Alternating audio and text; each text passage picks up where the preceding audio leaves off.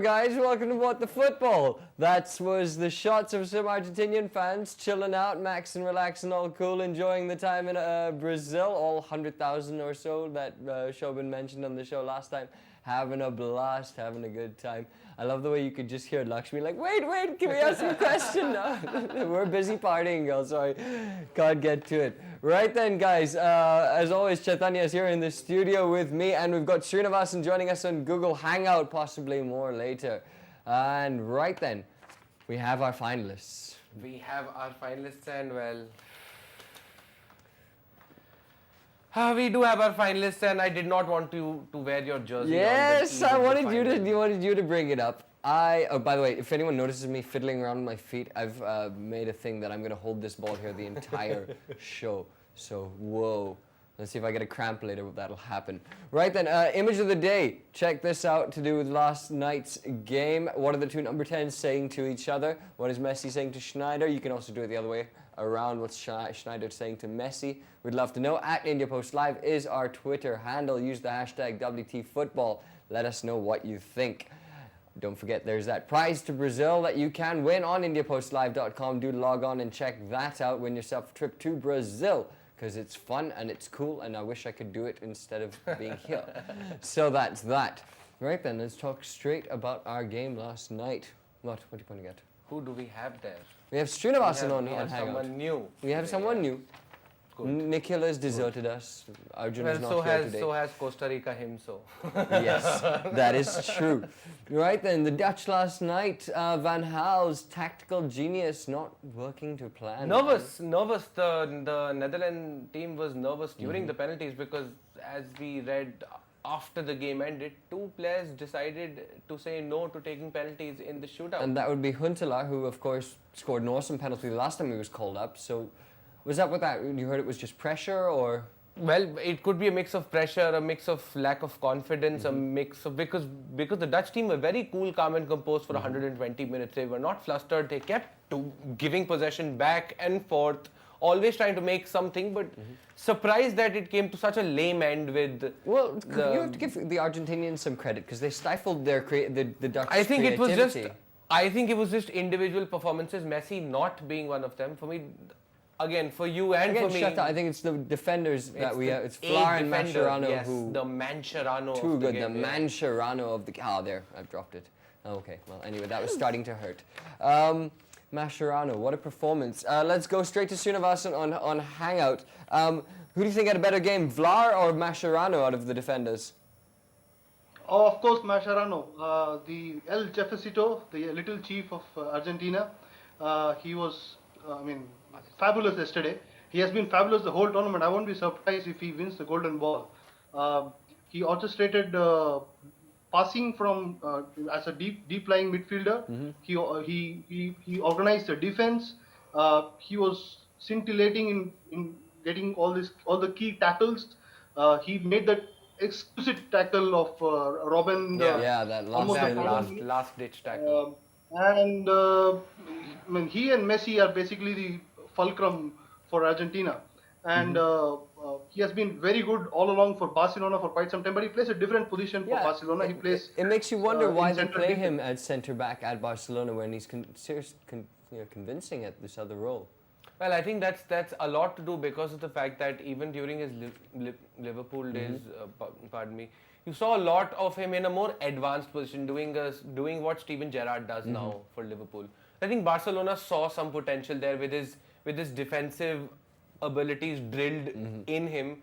Probably think they could take a centre back out of him, but again, the way he performed, and we keep forgetting how easy it is for us to watch a game for 2 hours and feel snoozy.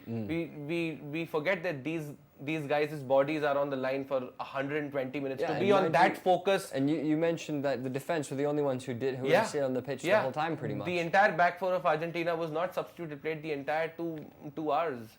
And that is an achievement. Sure, they are very sound defensively, but it's something I think we only discussed a week back, that if they're not good in attack, they're brilliant in defense. If they're not brilliant in defense, they're good in attack. You've got to be a complete team if you're reaching to the final, and that's why You and me both thought that the Dutch would win you in spite of an Argentina jersey. I called it. No, I called it. It's off the record. I know I can't show you evidence, but he agrees with me. What's there on the record book stands, so it is in football, so shall it be on What the Football. Yes. Yes. Yes. Right then, let's take a look at all the new... Don't football around with me, okay? I'm not footballing around, man. Yeah. Footballing away. Yeah, and chilling. Away. Let's check out what the football, the newspapers had to say around the world. Here we are. That's from Argentina, I believe.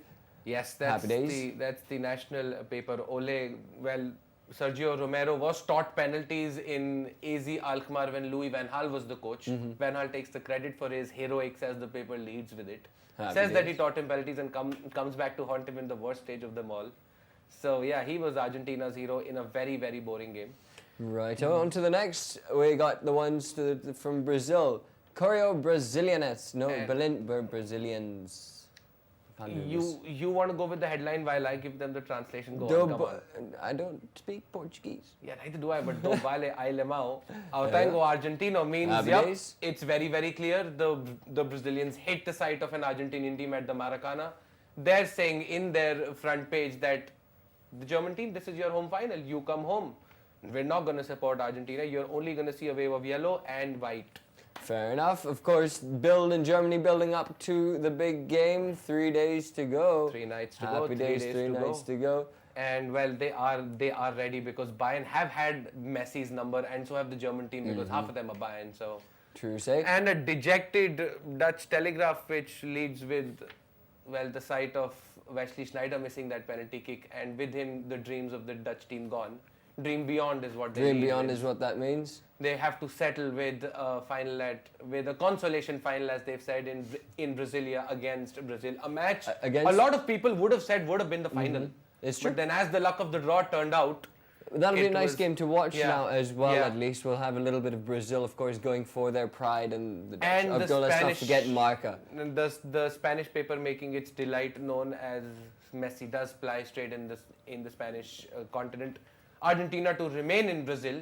Something Brazilians don't like littered on their streets is Argentina and Argentinian people, as we saw at the start of the show. Not a good sight for a Brazilian. Not so bin friendly. Let's say. When the streets are filled with Argentine anthems and not Brazilian, you know it's a bitter pill to swallow. It's a true say.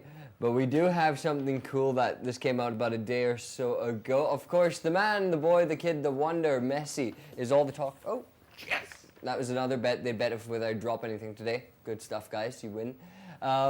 Right then, Messi, obviously the star, the hero. Messi, the movie, is coming out soon. Yay. We got a quick, it's a really nice trailer of this movie coming up soon. Something we're surely going to watch. If they win the World Cup, sales are going to skyrocket. So check out what may happen soon.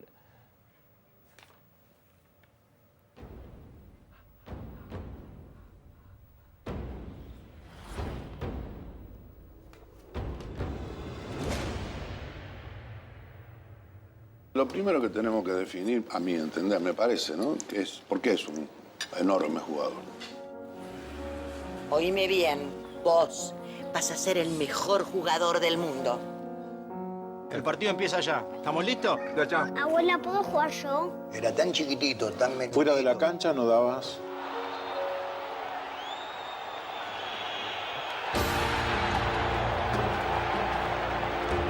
Pocas veces vi un jugador correr tan rápido con la pelota tan cerca del pie. Pocas veces. Pero déjame si arranca Messi. El pequeño, si usa bien el cuerpo, cara grande no puede defenderse. Estos análisis confirman la falta de hormona de crecimiento. Yo voy a poder seguir jugando al fútbol.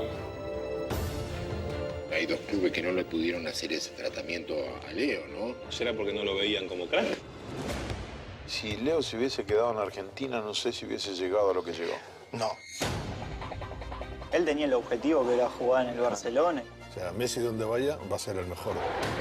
Al final es el cambio lo que te hace estar alerta, ver las cosas distintas. La posibilidad del crecimiento está muy ligada al lugar, al entrenador, a los jugadores. Como lo dejemos pasar, nos vamos a arrepentir el resto de nuestra vida. Él necesitaba que le dieran confianza, pero es que él se la ganaba. Nos decía, sobre todo, no le entréis fuerte, que es muy pequeño, que es muy frágil. No, tranquilo, no, pero porque no lo podíamos coger. Estaba un poco nervioso, pero tenía ganas de salir a jugar un ratito. Cuando Messi entra en contacto con la pelota, no duda nunca. Y vos estás viendo a Maradona y lo estás viendo a Lionel. Vos decís, son iguales. Para él es un orgullo que lo comparen con Maradona. ¿Cuál es tu sueño? Y jugar en la selección argentina.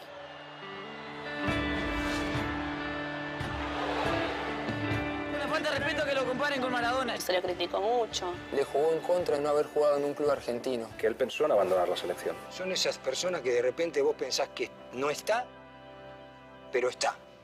Más ofensivo. Sí, ese cambio Te cambió la selección. ¡Ha ganado la Argentina! Leo es genio y sacrificio. El talento está ahí. Un diamante de los mejores. Qué lindo sería hacer 5 segundos. Estamos ante un grande, sin duda. Leo, al final solo hay uno. Gracias a Dios que Messi existe.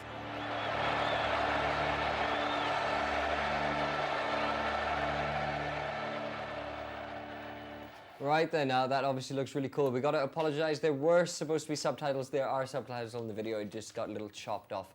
But there are cool highlight moments that you can check out from that, including the bit where PK is actually saying it's really cool. He's like, they told us because he was little in training not to tackle him hard, but we chose to ignore it, but we couldn't because he was just too fast. So some fun stuff. Do check out that full video on YouTube or something with the subtitles. It's really going to be worth a watch when we see it. But of course, not the best of games for the boy wonder as well, which leads us to our What the Fact for today. And we don't want to do this with someone who is that good, but he wasn't that good, and he was never even in the box because Lionel Messi had only one touch in the Netherlands penalty box in the entire 2 hours. That touch being the penalty he converted in the shootout.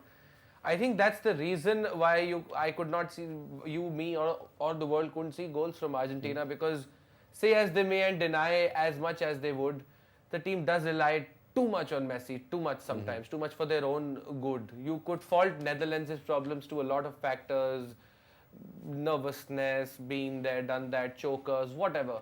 But they're relying too much on their number 10. Yeah, and it's the other boys just not stepping up to the plate. I thought with Angel Di Maria out that someone would have to fill in the shoes. I saw Lavezzi at least showing a glimpse of what he's capable of, making those beastly runs down the flanks. That was impressive. I think they wanted a Mascherano in attack, someone like who had a game like Mascherano who did in defense but in attack, not there.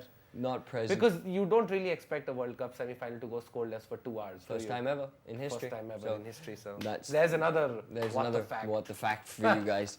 Yes, indeed. There are a lot of facts, of course, going around the Maracanã, the final stadium and venue that has been rebuilt and repurposed for this entire tournament and future venues and sporting events to come.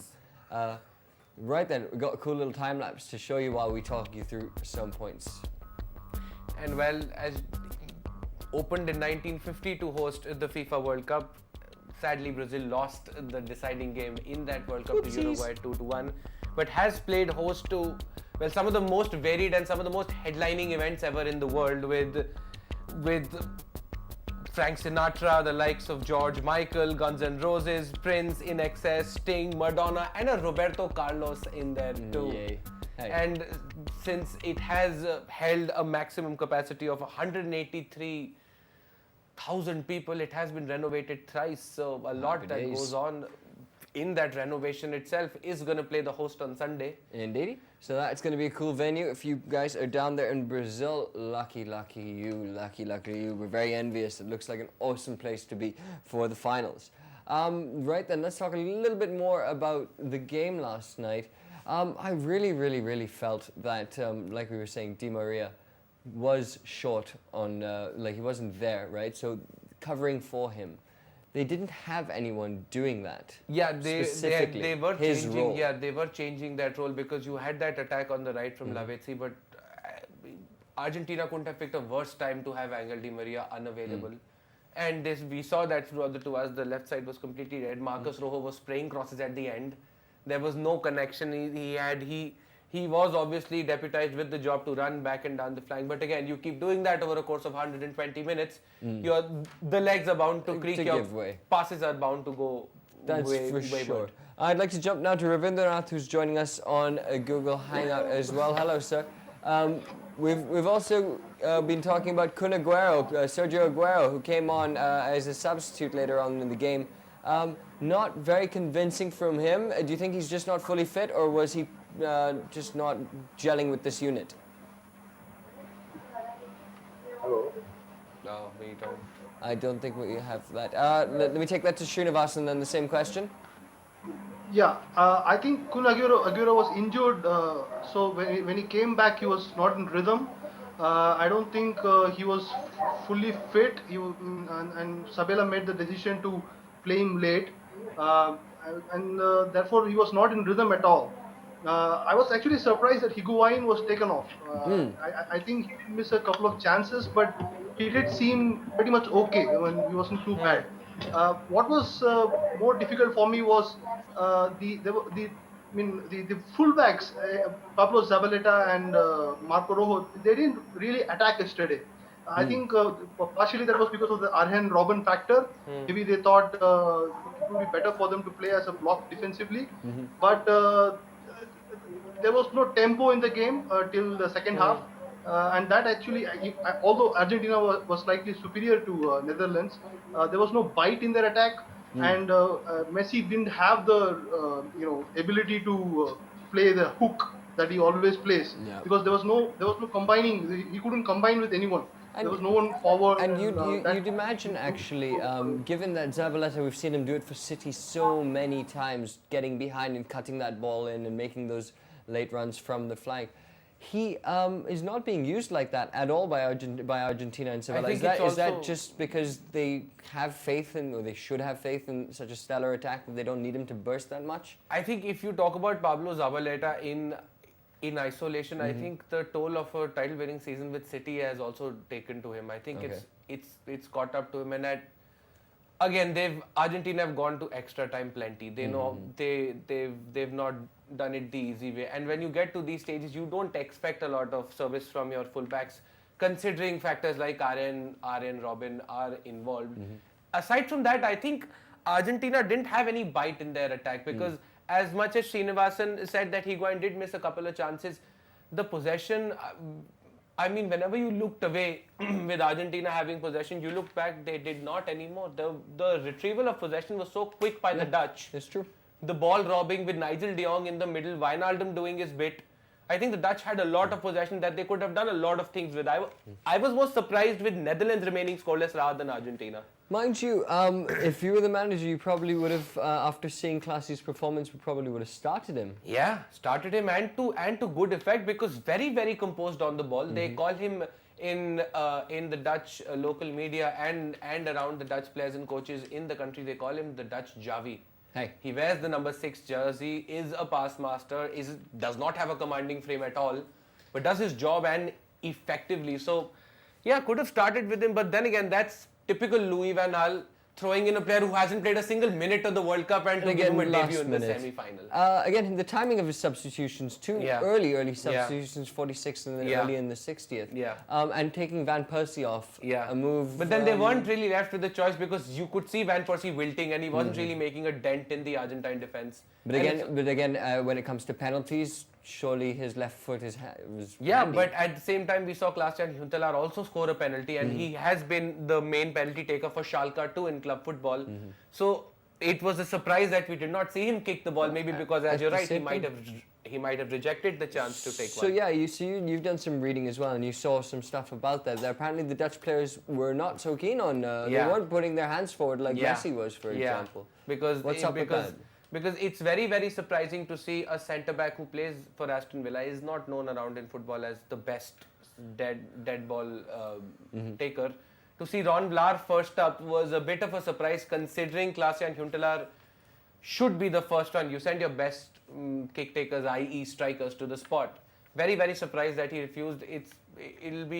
It'll be interesting to see how it unveils in a couple of days when we actually find out who were the players who refused, because I'm very sure they're going to lead up on that. True say to that. On to some news now, guys, from the rest of the stuff around the world. And we'll start with a little bit of German news. Reports have come out, and The papers in England have also shown this as well. The story has been on the pages over there. As you can see, that apparently the Germans during halftime over their massive victory, they said, we all agreed not to ease off at halftime and not humiliate the Brazilians.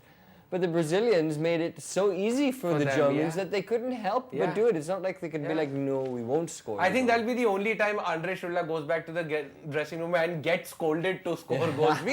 We sent you to keep the ball, not to score it. Don't you remember halftime, you know? You think the Brazilians will take that as an insult or like just say thank you? At this point, they should take whatever they get because they really weren't left with any other choices. I mean, to stop at that, to stop at halftime and still end up with 7 goals against a in the Brazilian World Cup team. semi-final. This is not like it's some random game in the middle of the season. Yeah, so I think they're no one to say anything. Argentina, just be afraid, be very afraid. I'm supporting you boys, but jeez, man, those Germans. Even with respect to Messi, I think the Germany team has got it locked down. Actually, just think about that. That was them taking it easy, apparently, that second half. That was them stopping at halftime. That was them literally stopping at halftime. So it's 5 goals a half. Yeah, this could turn into a tennis score or a cricket score or a... Well, I hope that doesn't happen. I hope we don't get a goalless final. I want to see at least a high-scoring game for this final. On to more news from around the world. Sanchez, yay, is having a medical as we speak. We'll get the announcement any minute now that Sanchez is confirmed as an Arsenal player. So yes. There is a kit launch for Puma also tonight. There is a kit launch for Puma. He might be there, he might not be there. Depends again on Barcelona getting Luis Suarez's signature at the dotted line. Both of them will trigger a chain reaction in their transfer. True say. But happy days. That's awesome news for us. You got some United news as well for us? Yes, because Juventus are a very self-sustaining outfit like the Arsenal. And they have to sell players to make a profit. And Arturo Vidal and Paul Pogba have been... offered to the market. Not offered per se, but Juventus might have to offload either him or the other. There are reports, of course, that Evra is going to be joining. Evra has agreed terms with Juventus, matching United's salary of £55,000 a week and a 1.2 million fee for United on the basis of that solitary 1 year that he had signed. So. Happy days. Well. Also more news from around the world and from the internet and from other TV shows. In fact, Chaitanya found a cool little clip that he's going to tell you about. You will see Clint Dempsey in a Tottenham jersey and you might think that he must have an English accent. He doesn't. He has a very, very thick Southern American accent, and we'll see that when he came on to The Late Show with David Letterman. Here's a funny excerpt from the interview we managed to pick up. You know, it still would have been pretty awesome to be in a semifinal. Right. And you get your nose broken in the Ghana game, is that right? How a guy kicked you? Yeah, just it was a play where he was trying to kick the ball and he got his leg up that high that he kicked me in the nose. Yeah. The ref didn't call a foul either, so I was like... There was no foul on that? No foul, just a broken nose. Well, to me, it seems like you think that's funny. To me, I wouldn't... I was aggravated. I was pretty good sense of humor about it. But now, did they reset it or what? They reset it, but it still has a little bit of a slant to it. It looks pretty good. Thank you. I appreciate it. Now,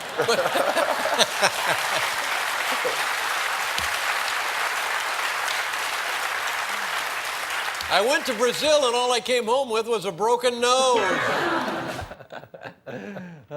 He looks the most uncomfortable guest you've ever had as well.